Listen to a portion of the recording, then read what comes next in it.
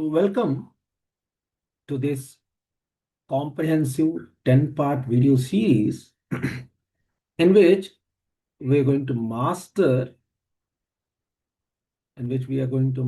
the shell and tube heat exchanger simulation in the DWSL. See, generally the heat exchanger is represented this way. That means by default, we are either cooling or heating a stream with another stream. And you can see the regular as it is. How does a heat exchanger looks like on a DWSL? So this is the part what we are actually looking at. Okay, right.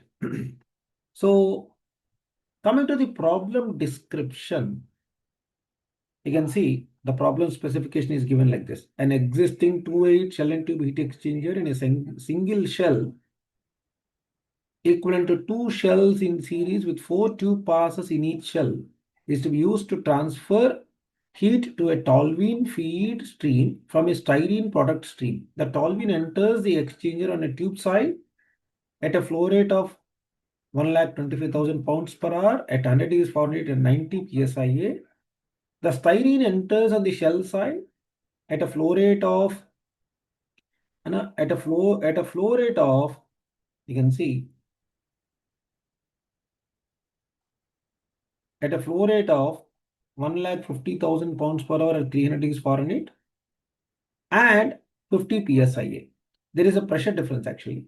The exchanger shell and tubes are carbon steel. The shell has an inside dia of 39 inch and contains 1024 3/4 inch 14 BWG 16 feet long tubes on a 1 inch square pitch. 38 segmental baffles are used with a baffle cut of 25%. Shell inlet and outlet nozzles are 2.5 inch schedule 45 and tube side inlet and outlet nozzles are 4 inch schedule 45. Fouling factors are estimated to be 0.02002 R feet square degrees Fahrenheit per BTU on each side. Determine the exit temperatures of the two streams, the heat duty and the pressure drops. See, this much discussion is, this much problem I have read through wantedly so that, we understand better. Okay, now, generally, we should actually break down the given problem. And of course, it has an industry relevance because we are saying toluene and styrene, they are the hydrocarbons, they are the what do you call, they are the solvents used in industry. And you can see now, the source for this problem, I have taken it from the book, Product and Process Design Principles, Synthesis, Analysis and Evaluation given by Cedar and Lewin and Vidagdo. Okay. So what is exactly the problem? You can see now what is exactly the problem. Problem given here is cooling the styrene. We need to cool the styrene, right? 1,50,000 pounds per hour, 300 degrees Fahrenheit is there. When you cool, its temperature comes down, of course, right? While heating the toluene is getting heated up 1,25,000 pounds per hour and 100 degrees Fahrenheit. So when it gets heated up, its temperature rises. And the configuration or the exchanger given is 2-8 exchanger with 1024 tubes. See, tubes are 1024 tubes. And each tube specifications are also given. Okay, right. Now see, further, what is given to us? If you can see, look at what is given to us. The exchanger shell and tubes are carbon steel. The shell has an inside dia of 39 inches and contains 1024 tubes, 3/4 inch of the size or 14 BWG, 16 feet long. That means length is also given. So this is length, this is diameter, this tells the thickness, this is number of tubes. See, on a 1 inch square pitch. So this is a square pitch. You can see this is a square pitch. Okay. 38 segmental baffles. There are baffles are given. Generally, the baffles are, if you look at the 3-dimensional like this, or in heat exchanger, it might look like this, right? So this is 25% cut. He says 25% cut. This is total 25% is cut. And what else is given? What else is given to us? Still, you can see shell inlet and outlet nozzles are given. Tube side inlet and outlet nozzles are given. Fouling factors are estimated to be, it is also given because it helps, because the fouling factor is proportional to the pressure drop in the tube side or shell side. Now, what is that we need to determine? We need to determine the exit temperatures of the two streams. That means two streams means cold as well as hot. Okay, this is cold as well as hot.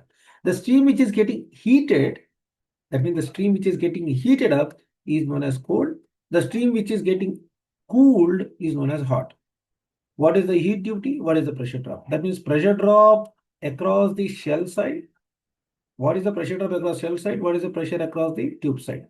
We need to know. And heat duty we need to understand.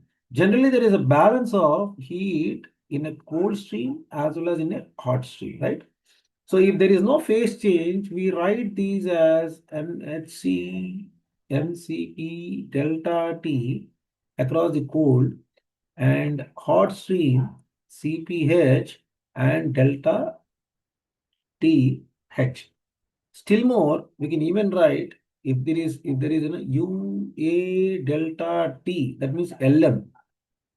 Overall Q can be found from Q is equal to UA delta TLM, that is log mean temperature difference.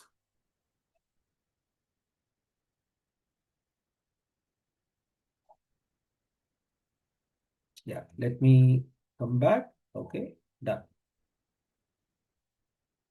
Now, this is the process flow diagram in which we are saying this is a shell side. That means styrene is entering at shell side. He has specified that toluene goes into the tube side and styrene is in shell side, obviously. Okay, you can see the flow of the shell side and tube side, what is given. So this particular setup is built in the DWSIM, and I've copied this diagram into this place. See, this is as per the TEMA standards. Okay, as per the TEMA standards, there are patterns given, shell and tube exchanger properties. You can see this is one tube pass, straight tube heat exchanger. You can see, this is a straight tube heat exchanger. Let me take a red color. Now you can see this is shell side. This is entering here and tube side is entering here. So this is definitely counter current. So this is definitely counter current. Now look at this. This is shell side inlet and this is tube side inlet. Both are entering at the same place. So this is co-current. You can see this is co-current.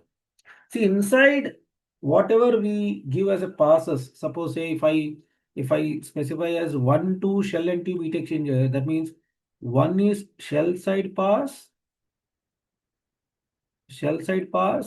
and two should be tube side pass.